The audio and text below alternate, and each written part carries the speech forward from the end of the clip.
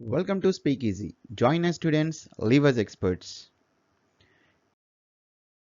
ఈ రోజు మన టాపిక్ వచ్చేసరికి ప్రొనౌన్. ఈ ప్రొనౌన్ అనే కాన్సెప్ట్ చాలా ఇంట్రెస్టింగ్ కాన్సెప్టే కాదు, ఇంపార్టెంట్ కాన్సెప్ట్ కూడా. వన్స్ ఈ ప్రొనౌన్ కాన్సెప్ట్ కంప్లీట్ అయిన తర్వాత మీరు ఇంగ్లీష్ని చాలా చక్కగా డీల్ చేస్తారు, నన్ను నమ్మండి. ఫైన్, ఇంకెందుకు ఆలస్యం, ఈ కాన్సెప్ట్లోకి వెళ్ళిపోదాం. ఫస్ట్ ఈ ప్రొనౌన్ అనే వర్డ్ని బ్రేక్ చేస్తే మనకు వచ్చేది ఏంటి? Pro plus noun. నౌన్ అంటే మనకు తెలిసిన విషయమే, ఏ నేమ్ కావచ్చు, ప్లేస్ కావచ్చు, ఆర్ థింగ్, వీటిని మనం నౌన్ అంటాం. బాగానే ఉంది. మరి ప్రో అంటే అర్థం ఫర్ అని రావచ్చు, లేదంటే ఇన్స్టెడ్ ఆఫ్ అని వస్తుంది. ఓవరాల్గా మనం కలిపి తీసుకుంటే ఈ ప్రొనౌన్ అంటే ఫర్ నౌన్ లేదా ఇన్స్టెడ్ ఆఫ్ నౌన్. ఇంకా అర్థమయ్యే భాషలో చెప్పుకోవాలంటే ఇన్ ప్లేస్ ఆఫ్ నౌన్. ఈ ప్రొనౌన్ అనేది ఇన్ ప్లేస్ ఆఫ్ నౌన్ వాడొచ్చు. అంటే ఇది ఇండైరెక్ట్గా నౌన్కి ఫేవర్ కూడా చేస్తుంది, రిపీటెడ్ నౌన్స్ని తగ్గిస్తుంది. సో దీన్ని ఎలా చెప్పొచ్చు అంటే ఇన్ ఫేవర్ ఆఫ్ నౌన్ అనొచ్చు, ఇన్ ప్లేస్ ఆఫ్ నౌన్ అనొచ్చు, లేదా ఈ ప్రొనౌన్ అనేది ఇన్స్టెడ్ ఆఫ్ నౌన్ అని కూడా అనొచ్చు. మాకు అర్థం కాలేదండి అంటారేమో. ఒక్కసారి ఎగ్జాంపుల్స్లో చూద్దాం అసలు ఎక్కడ ఉంటుంది, ఎందుకు ఉంటుంది ఈ ప్రొనౌన్ అనేది సెంటెన్సెస్లో. మనం ఒక్కసారి క్లారిటీగా ఒక ఎగ్జాంపుల్లో చూస్తే అర్థమైపోద్ది. నేను ఒక సెంటెన్స్ అనేది ఇలా తీసుకుంటున్నా. Mister Rohit Sharma is an Indian international cricketer. నేను ఇంకా శర్మ గారి గురించి ఇంకో కొన్ని పాయింట్స్ చెప్పాలనుకుంటున్నా, ఓ పేరా లాగా చెప్పాలనుకుంటున్నా. అప్పుడు ఏం చెప్తాను? Mister Rohit Sharma was burn in Nagpur, Maharashtra. Mister Rohit Sharma's mother tongue is Telugu. Mister Rohit Sharma is a very easy going person. ప్రతి సెంటెన్సెస్లో కూడా నేను మిస్టర్ రోహిత్ శర్మ పదే చెప్తున్నా. ఇలాంటప్పుడు నౌన్ అనేది రిపీటెడ్గా వాడుతున్నాం. సో దాన్ని అలా రిపీటెడ్గా వాడకుండా మనం దానికి ఫేవర్ చేసేటువంటి ఒక వర్డ్ని యూజ్ చేస్తాం, అదే హీ. మరి ఎలా చెప్తాం? ఫస్ట్ సెంటెన్స్లో రోహిత్ శర్మ గారి గురించి చెప్పాలి అంటే తన పేరు యూజ్ చేసుకోవాలి. ఆ తర్వాత నుంచి అవసరం లేదు, ఇంకా ఆ తర్వాత నుంచి ఆ నౌన్కి ఫేవర్ చేసేటువంటి ప్రొనౌన్ వాడితే సరిపోతుంది. అంటే ఎలా చెప్తాం? Mister Rohit Sharma is an Indian international cricketer. He was burn in Nagpur, Maharashtra. ఇక్కడ హీ వాడుతున్నాం. అలాగే his mother tongue is Telugu. He is a very easy going person. ఇలా అంటే పదే నౌన్ని రిపీటెడ్గా వాడాల్సినటువంటి అవసరం లేదు. To avoid the repetition of a noun, దానికోసం ప్రొనౌన్ అనేది వాడతాం. ఇంకా ఇంట్రెస్టింగ్ ఉంటుంది, అసలు మీరు ఎన్నో విషయాలు నేర్చుకుంటారు. ఈ ప్రొనౌన్ తర్వాత వచ్చేటువంటి వర్డ్ ఏంటి, అది ఎలా ఉంటుంది, దానికి సంబంధించిన ఇన్ఫర్మేషన్ అంతా కూడా మనం ఈ యొక్క సిరీస్లో చూస్తాం. రైట్, నెక్స్ట్ అసలు ఈ ప్రొనౌన్స్ అనేవి నౌన్స్కి ఎలా ఫేవర్ చేస్తాయి ఈ ఎగ్జాంపుల్లో చూద్దాం. Doctor APJ Abdul Kalam wrote a book. Doctor APJ Abdul Kalam dedicated the book to Snehal Thakkar. ఈ సెంటెన్స్ చూసిన వెంటనే మీరు కలాం గారి పేరుకి బదులుగా హీ వాడతారు. గుడ్. అదే కాదండి, ఇంకొక చేంజ్ కూడా ఉంది, చూద్దాం. ఇంకొక సెంటెన్స్ ఏంటంటే Snehal Thakkar felt very happy. ఈ లైన్స్ వెనకాల ఉన్నటువంటి స్టోరీ ఏంటంటే మనందరికీ తెలుసు, కలాం గారికి స్టూడెంట్స్తో ఇంటరాక్ట్ అవ్వడం అంటే చాలా ఇష్టం. ఒకరోజు కలాం గారు ఆనందాలయ హై స్కూల్ని విజిట్ చేసి అక్కడున్నటువంటి స్టూడెంట్స్తో ఇంటరాక్ట్ అవుతున్నారు. స్టూడెంట్స్ యాక్టివ్గా క్వశ్చన్స్ అడుగుతున్నారు, కలాం గారు కూడా చాలా చక్కగా వాటికి ఆన్సర్స్ చేస్తున్నారు. అలా ఈ ప్రాసెస్లో ఒక స్టూడెంట్ లేచి, sir, who is our enemy అని అడిగారు. కలాం గారు ఈ క్వశ్చన్ విన్న వెంటనే ఆలోచనలో పడ్డారు. అసలు ఈ క్వశ్చన్కి ఎలాంటి ఆన్సర్ ఇవ్వాలి? అడిగిందేమో పిల్లలు, వాళ్ళకి పక్కనున్నటువంటి పాకిస్తాన్ పేరు చెప్పాలా, పైనున్నటువంటి చైనా పేరు చెప్పాలా, లేదా ఎక్కడో ఉన్నటువంటి అమెరికా పేరు చెప్పాలా? నిజానికి ఇలాంటి ద్వేషపూరిత ఆన్సర్స్ పిల్లలకి చెయ్యకూడదు కదా. మరి ఏం చెప్పాలి? అసలు ఈ క్వశ్చన్కి ఆన్సర్ ఏం చెప్పాలి అనే ఆలోచనలో పడ్డారు. మనందరికీ తెలుసు, కలాం గారు ఒక గొప్ప టీచర్. ఇక్కడ తను ఆలోచించడానికి టైం పడుతుందని ఆ క్వశ్చన్ డైరెక్షన్ మార్చారు. అంటే ఇదే క్వశ్చన్ నేను మిమ్మల్ని అడిగితే మీరేం చెప్తారు అని స్టూడెంట్స్ వైపు తిప్పారు ఆ క్వశ్చన్ని. ఇక స్టూడెంట్స్ రకరకాల ఆన్సర్స్ చేయడం మొదలుపెట్టారు. ఈ గ్యాప్లో కలాం గారు కూడా ఆలోచిస్తున్నారు ఆ క్వశ్చన్కి ఎలాంటి ఆన్సర్ చెయ్యాలి అని. ఇంతలో ఒక 12th క్లాస్ చదువుతున్నటువంటి అమ్మాయి లేచి, sir our enemy is poverty అని అన్నారు. ఆ ఆన్సర్ విన్న కలాం గారు చాలా హ్యాపీగా ఫీల్ అయ్యారు. ఏంటమ్మా మళ్ళీ చెప్పండి అని అడిగారు. Sir our enemy is poverty, మన శత్రువు ఎవరో కాదు మన పేదరికమే సార్ అని చెప్పారు ఆ అమ్మాయి. ఆ ఆన్సర్ ఎంతో నచ్చింది. అసలు ఎంత నచ్చిందంటే కలాం గారికి ఆమె పేరేంటి అని అడిగారు. సార్ నా పేరు స్నేహల్ తక్కర్. వెరీ గుడ్ మా, వెరీ గుడ్ అని అప్రిషియేట్ చేసి ఆమె పేరు గుర్తుపెట్టుకొని కలాం గారు ఆ టైంలో రాస్తున్నటువంటి బుక్ కంప్లీట్ అయ్యాక ఈ అమ్మాయికి ఆ బుక్ని డెడికేట్ చేశారు. ఆ బుక్ పేరే ఇగ్నైటెడ్ మైండ్స్. రాసింది డాక్టర్ కలాం గారు. ఒక క్వశ్చన్కి ఆన్సర్ చేసినటువంటి అమ్మాయి పేరు గుర్తుంచుకొని తను రాసిన ఆ బుక్ ఆ అమ్మాయికి డెడికేట్ చేసినటువంటి గొప్ప వ్యక్తి డాక్టర్ కలాం గారు. ఫైన్, ఇక మన టాపిక్లోకి వెళ్తే, doctor APJ Abdul Kalam wrote a book. First sentence అనేది అలానే ఉంచా నేను. సెకండ్ సెంటెన్స్లో డాక్టర్ కలాం గారి పేరుకి బదులుగా నేను హీ వాడతాను. హీ డెడికేటెడ్ ద బుక్ వాడాల్సినటువంటి పని లేదు. ఎందుకంటే పైన సెంటెన్స్లో బుక్ ఉంది కాబట్టి బుక్కి సంబంధించినటువంటి అంటే ఆ నౌన్కి సంబంధించినటువంటి ప్రొనౌన్ ఏంటో ఈ సెంటెన్స్లో వాడతాం మనం. అదేముంటుంది? It. He dedicated it to Snehal Thakkar. Right. Next సెంటెన్స్లో ఏం రాస్తాను అని అంటే, ఇక్కడ ఆల్రెడీ సెకండ్ సెంటెన్స్లో తన పేరు వచ్చేసింది కాబట్టి తన పేరుకి సంబంధించినటువంటి ప్రొనౌన్ ఏంటో వాడతాను. అంటే స్నేహల్ తక్కర్కి సంబంధించినటువంటి pronoun she. She felt very happy.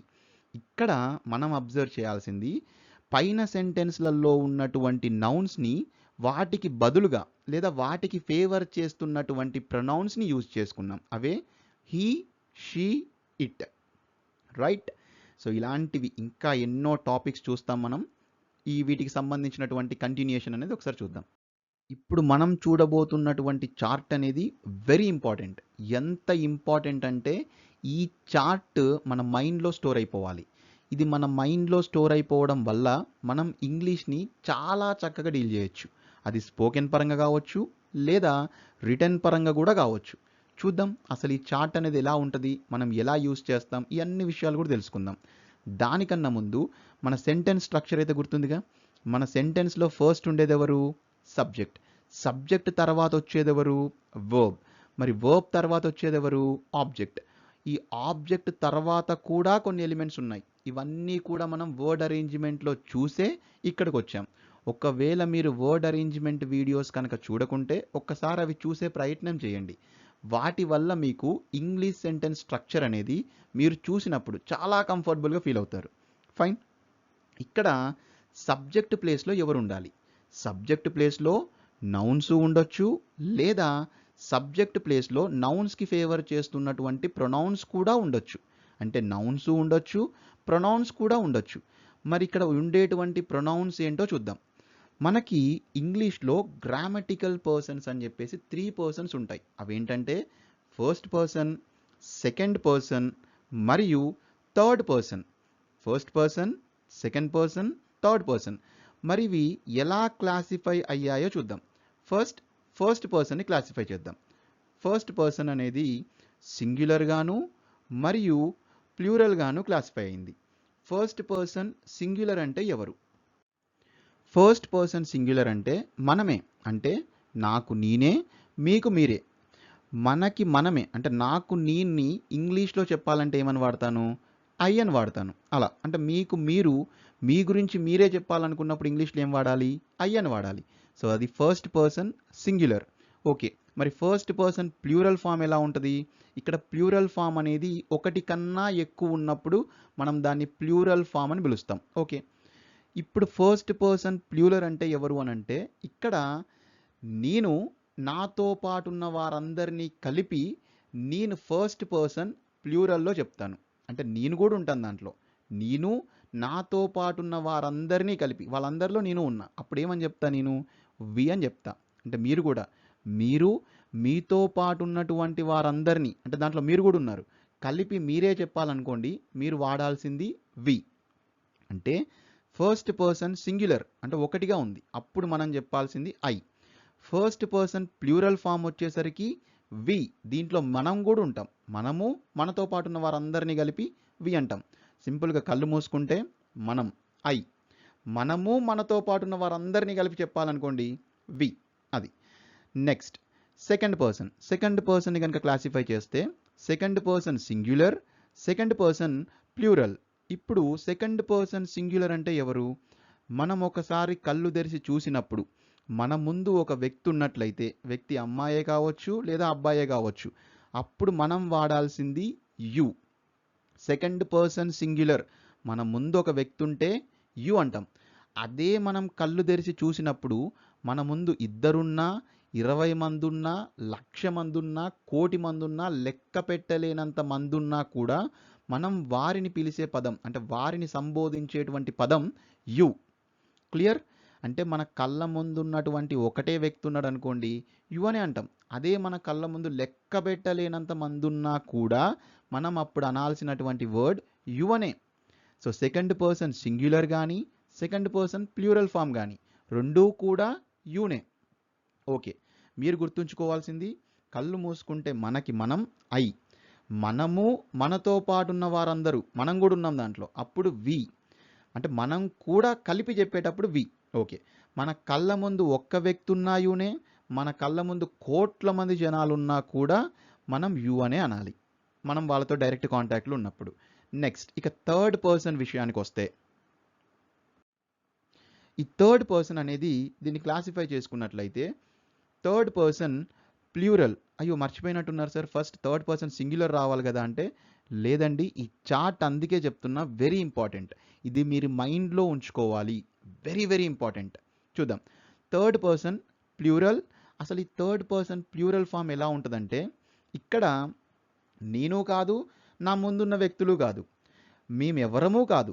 అంటే నేను ఇంకెవరో పర్సన్ గురించి మాట్లాడినప్పుడు లేదా ఇంకెవరో పర్సన్స్ గురించి మాట్లాడినప్పుడు ఒక గుంపు గురించి మాట్లాడుతున్నా అలాంటి వ్యక్తులు అంటే ఇలా రైట్ సైడ్ చూసినప్పుడు లెఫ్ట్ సైడ్ చూసినప్పుడు కొంతమంది వ్యక్తులు అక్కడ ఉన్నారు. ఒక 10 మంది ఉండొచ్చు, ఒక ముగ్గురు ఉండొచ్చు, ఒక ఇద్దరే మాట్లాడుకుంటూ ఉండొచ్చు.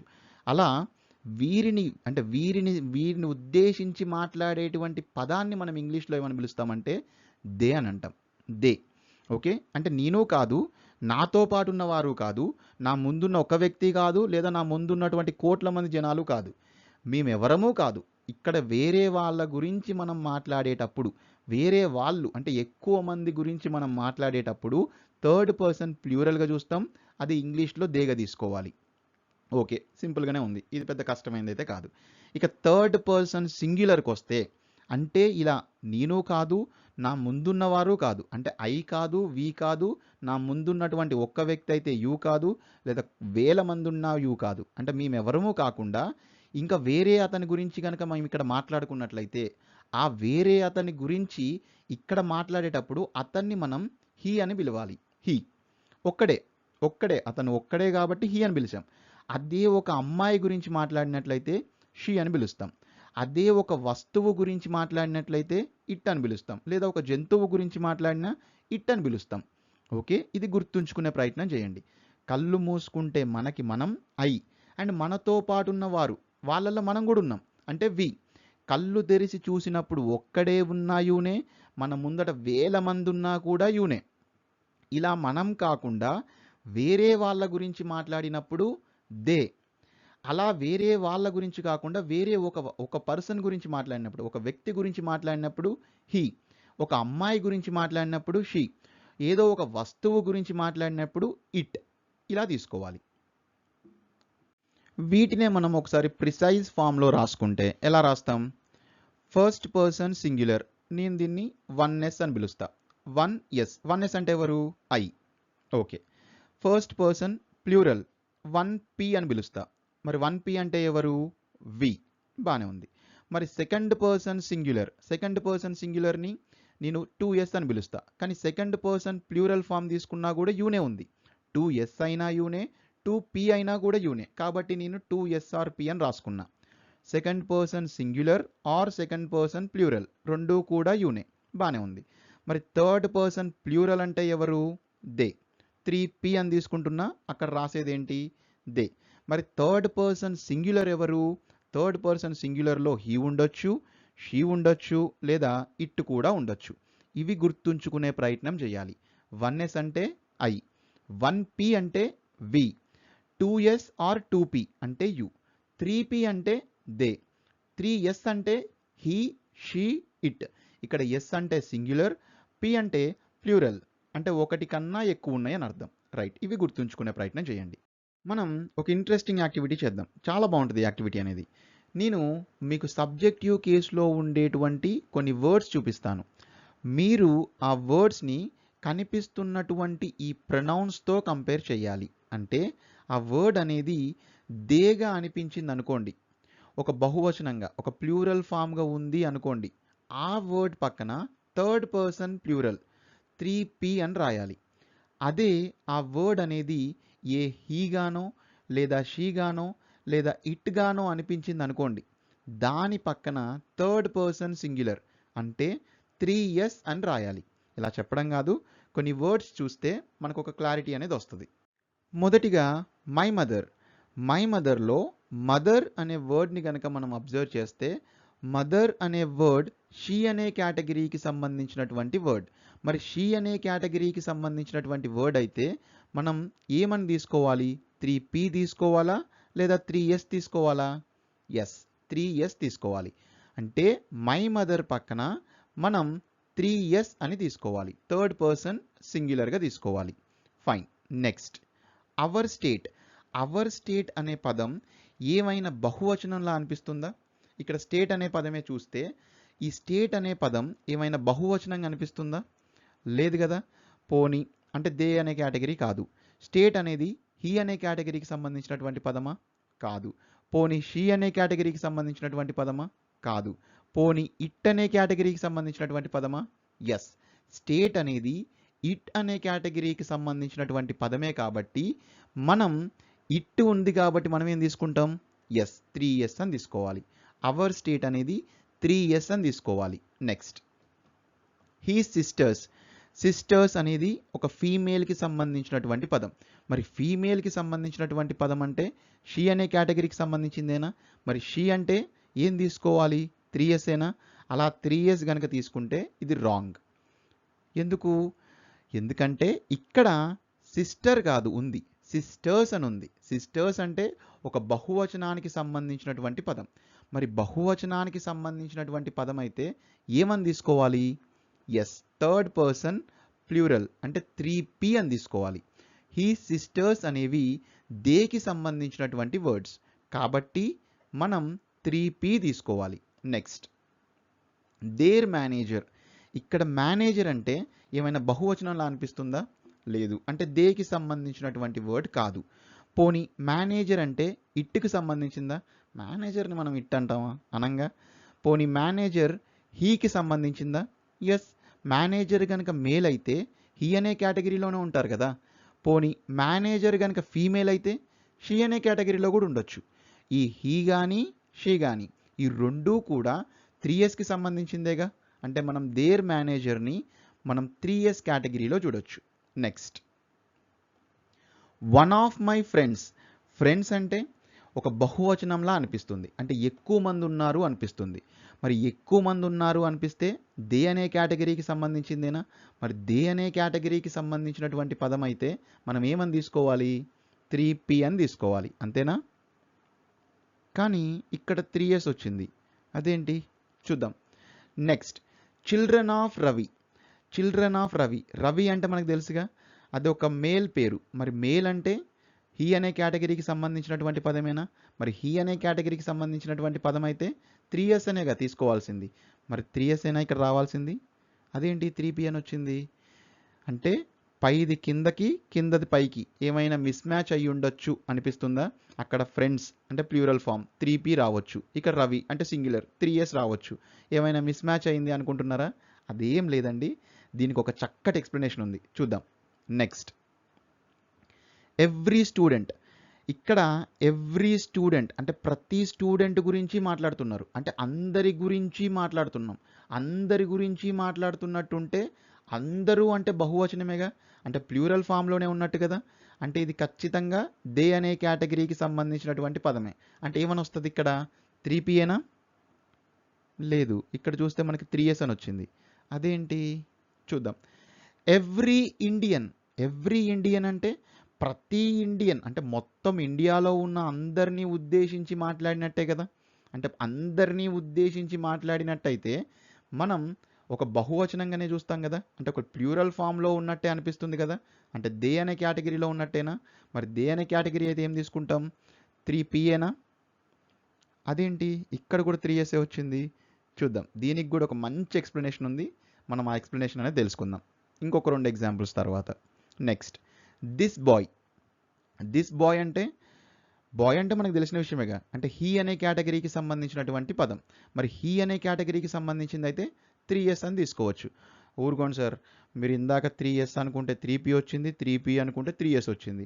మళ్ళీ ఇక్కడ గనక నేను 3S అన్నాను అనుకోండి 3P అనేది వస్తది. మరి అదేదో నేను 3P అనే అంటా అన్నారనుకోండి అదేం లేదండి. అలా ఏం అనకండి. మీరు ఆలోచించిన విధానం కరెక్టే. బాయ్ అంటే హీ అనే కేటగిరీకి సంబంధించినటువంటి పదమే. అంటే ఏమని తీసుకోవాలి? 3S అనే తీసుకోవాలి. Fine. Next these boys. Boys అంటే ఒక బహువచనంగా అనిపిస్తుంది.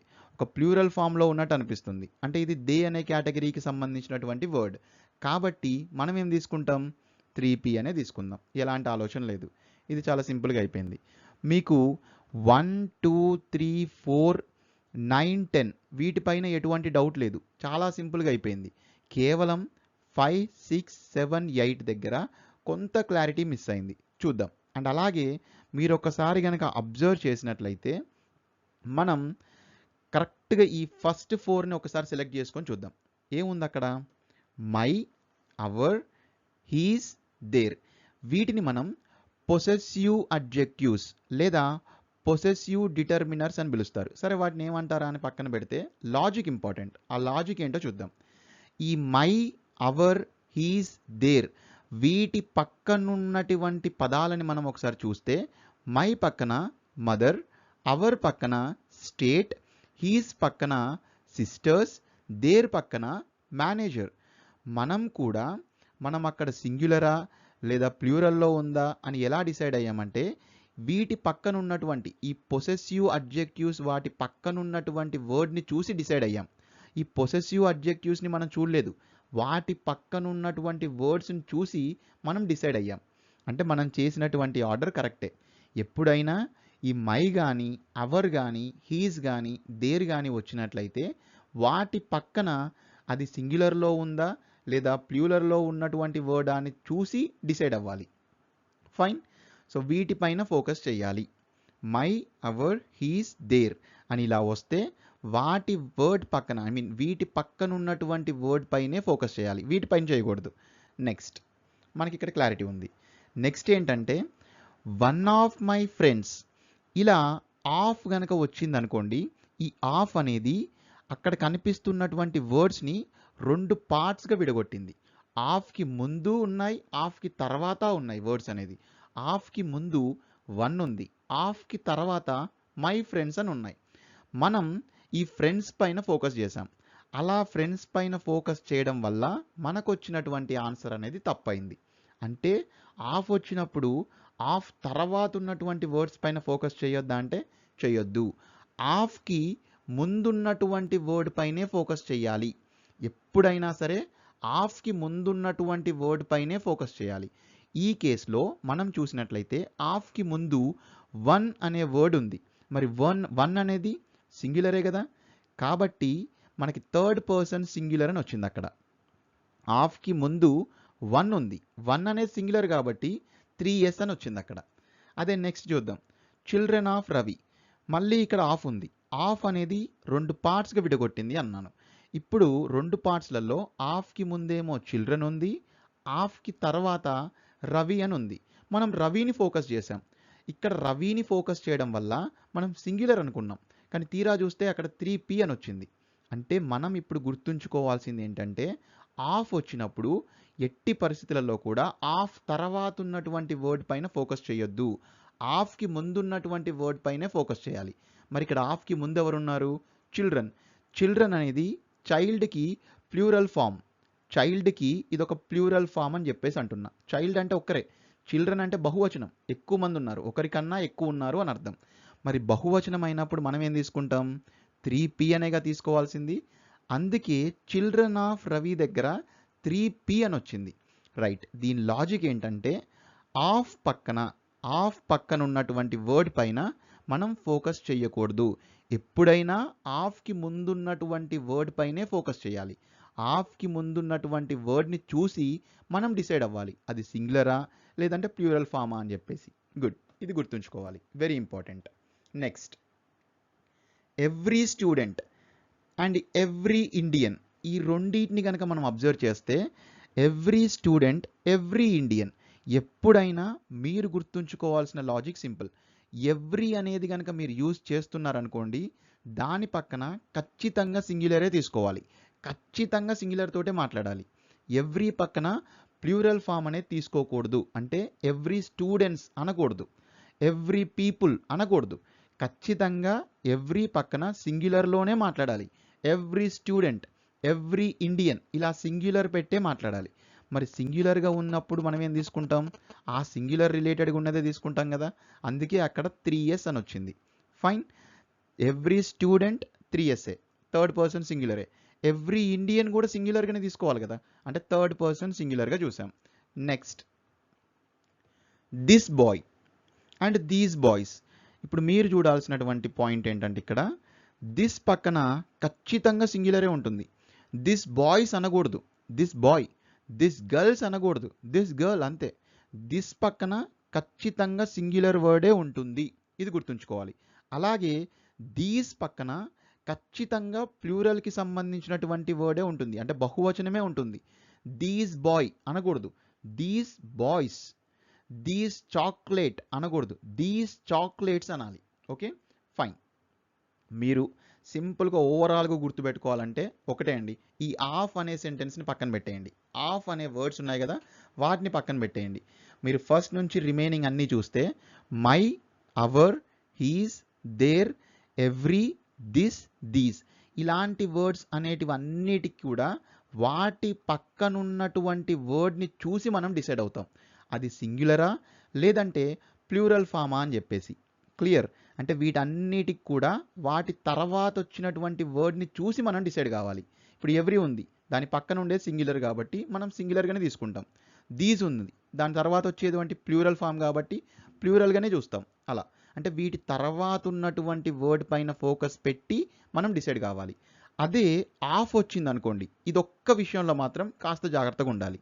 ఆఫ్ కనుక వచ్చిందనుకోండి, ఆఫ్ తర్వాత ఉన్నటువంటి వర్డ్స్ చూడొద్దు, అంటే వీటిలాగా చూడొద్దు. ఆఫ్ని మనం సపరేట్గా ట్రీట్ చేయాలి. ఆఫ్కి ముందున్నటువంటి పదాన్ని మాత్రమే చూసుకోవాలి. ఆఫ్కి ముందు కనుక సింగులర్ ఉంటే సింగులర్గా తీసుకుంటాం, ఆఫ్కి ముందు కనుక బహువచనం ఉంటే ప్లూరల్ ఫామ్లోనే తీసుకోవాలి. అలా ఆఫ్ వచ్చినప్పుడు కాస్త జాగ్రత్తగా ఉండాలి. ఫైన్.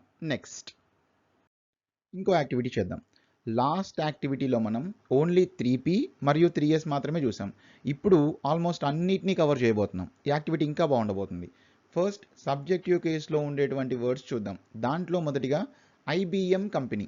మరి ఈ IBM కంపెనీని ఐ అనే కేటగిరీకి తీసుకుందామా? కుదరదు కదా.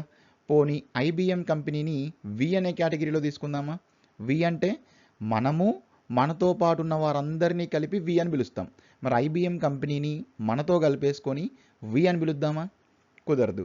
పోనీ ఇలా కళ్ళు మూసి తెరిచిన వెంటనే మనకు IBM కంపెనీ కనపడింది అనుకోండి, మరి అప్పుడు IBM కంపెనీని యు అని పిలుద్దామా? కుదరదు. ఎందుకంటే ఈ IBM కంపెనీ అనే వర్డ్స్ హ్యూమన్ బీయింగ్స్కి సంబంధించినటువంటిది కాదు కాబట్టి మనం యు అని తీసుకోలేము. ఓకే, IBM కంపెనీని దే అని పిలుద్దామా? మరి దే అని పిలవలేము. IBM కంపెనీ అనేది సింగులర్ ఫామ్లో ఉంది, మరి దే అంటే ప్లూరల్ ఫామ్లో ఉంది. సో IBM కంపెనీ దగ్గర దే అని మనం తీసుకోలేము. ఫైన్.